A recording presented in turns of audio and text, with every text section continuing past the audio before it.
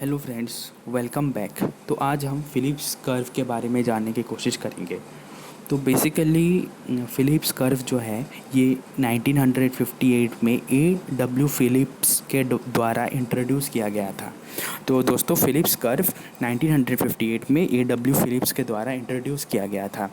सो Philips curve basically क्या बताता है? तो फ़िलिप्स कर्व बेसिकली इन्फ्लेशन और एम्प्लॉयमेंट का रिलेशन बताता है। यानी कि अगर सोसाइटी में बहुत ज़्यादा इन्फ्लेशन हो जाए तो ये कहा गया है कि अनएम्प्लॉयमेंट भी बढ़ जाती है, सॉरी कम जाती है, क्योंकि इन्वर्स रिलेशनशिप होता है। जैसे कि आप ग्राफ में देख सकते हो, ये ग्राफ है दोस्तों, ये ग्राफ में आप देख सकते हो। तो इन्फ्लेशन बढ़ने पर अनएम्प्लॉयमेंट कम जाता है। सिंपल टर्म्स में जैसे कि आप समझ सकते हो कि अगर इकोनॉमी डेवलप हो जाए, बहुत लोगों को नौकरी मिल जाए, तो इन्फ्लेशन कम जाता है। सिंपल यही है। क्योंकि डेवलपमेंट ज़्यादा हुआ तो जॉब्स ज़्यादा होंगे, और जॉब जब ज़्यादा होता है तो पैसा भी ज़्यादा आएगा, तो इन्फ्लेशन बढ़ जाता है। सो बेसिकली नौकरी मिलने पर, जॉब लगेगा आपको, तो इन्फ्लेशन कम जाता है। तो यही इन्वर्स रिलेशनशिप यही बताता। तो ग्राफ में देख सकते हो कि इन्फ्लेशन एम से डिनोट किया गया है। जैसे कि आप ग्राफ में देख सकते हो, जो ग्रीन कलर से मैंने लिखा है, एम से इन्फ्लेशन डिनोट किया गया है, और एन से अनएम्प्लॉयमेंट डिनोट किया गया है। अनएम्प्लॉयमेंट मतलब जॉब नहीं है किसी के पास, या फिर वो एम्प्लॉयड नहीं है, घर पे बैठा हुआ है। तो जब इन्फ्लेशन इंक्रीज होता है एम डैश पर, जैसे ब्लैक कलर से लिखा वाई एक्सिस में इंडिकेट किया जा रहा है, तो अब देख रहे हो कि एम से एम डैश जब बढ़ता है तो एन एंडेस्ट में चला जाता है, यानी कि अनएम्प्लॉयमेंट कम जाता है। तो इन्फ्लेशन बढ़ना बेटर है। तो क्योंकि अनएम्प्लॉयमेंट कम जाता है, ज़्यादा इन्फ्लेशन होगा तो नौकरी ज़्यादा लगेगी, क्योंकि अनएम्प्लॉयमेंट कम हो गया। तो इंक्रीजिंग इन्फ्लेशन रिड्यूसेस अनएम्प्लॉयमेंट और vice versa. Decreasing unemployment increases inflation.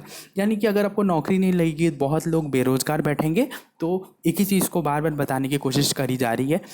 तो अगर अनएम्प्लॉयमेंट डिक्रीज होता है तो इन्फ्लेशन बढ़ जाएगा। तो हमें क्या करना है? According to Phillips, A W Phillips 1950 who introduce Phillips curve in 1958, यही कि हमें अगर नौकरियां आप दोगे तो इन्फ्लेशन कम रहेगा। तो इन्फ्लेशन कमाने के लिए हमें ज़्यादा नौकरी देना पड़ेगा। ओके फ्रेंड्स, तो डिक्रीजिंग अनएम्प्लॉयमेंट इंक्रीजेस इन्फ्लेशन, यानी कि नौकरियां बढ़ेगी तो इन्फ्लेशन सॉरी बढ़ जाएगा। और इसे कॉन्केव कर्व भी कहा जाता है। कॉन्केव, एग्जाम में अगर पूछ ले कि which curve is called concave curve, तो आंसर होगा Phillips curve is called concave curve. तो फिर से एक बार बता दे रहा हूँ कि इन्फ्लेशन इंक्रीज हो, और जितना नौकरी लगेगी उतना इन्फ्लेशन बढ़ते जाएगा। तो वही बताने की कोशिश की। इनडायरेक्टली अगर अनएम्प्लॉयमेंट दो, अगर इन्फ्लेशन को एम्प्लॉयमेंट से कंपेयर करो तो डायरेक्ट कर्व हो जाएगा। इन्वर्स क्यों बता रहा है? क्योंकि अनएम्प्लॉयमेंट है, यानी कि नौकरी अच्छी होती है इन्फ्लेशन के लिए, इन दोनों बढ़ता है। सिंपल।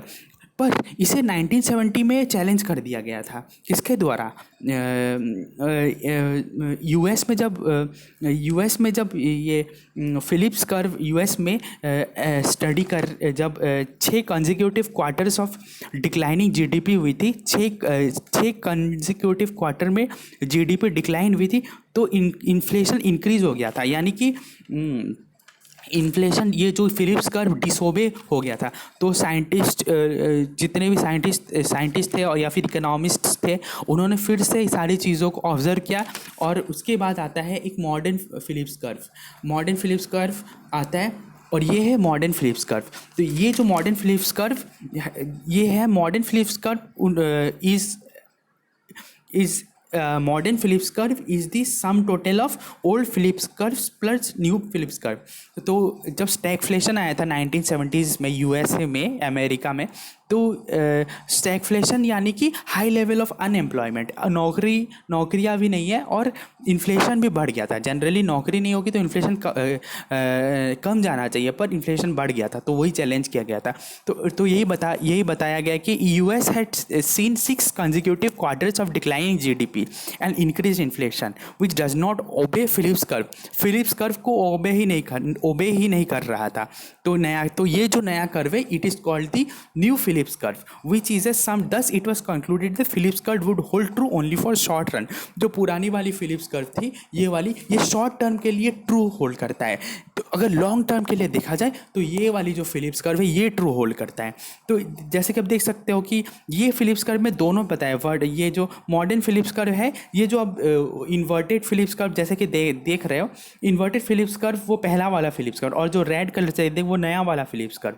तो एल आर और एस आर लॉन्ग रन, और इसे जो नया लॉन्ग रन Phillips curve को NAIRU भी कहा जाता है, नायरू, यानी कि non accelerating inflation rate of unemployment.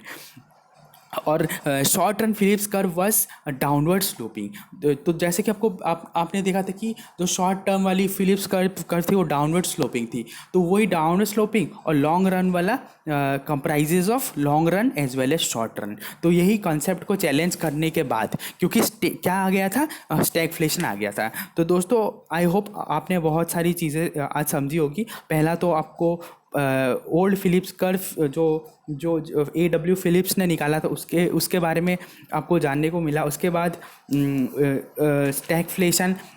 Stagflation क्या होता है, जो कि हाई लेवल ऑफ अनएम्प्लॉयमेंट और हाई लेवल ऑफ इन्फ्लेशन जब दोनों हो जाता है उसके बारे में जानने को मिला। आपको शॉर्ट रन क्या होता है उसके बारे में जानने को मिला, और लॉन्ग रन क्या होता है और कैसे Phillips curve बदलता है लॉन्ग रन के लिए। तो ये सारी चीज़ों के बारे में आपको जानने को मिला। That's all for today. I hope आपने मुझे इतना वक्त दिया। Thank you very much.